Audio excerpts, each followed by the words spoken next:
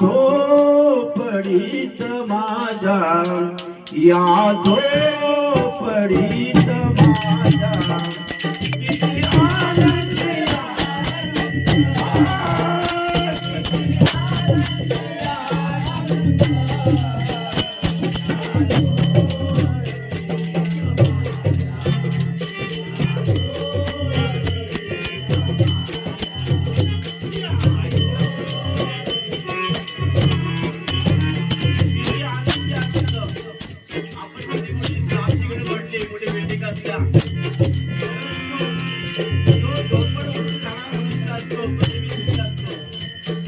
कारण त्याला कोणत्या मुलीची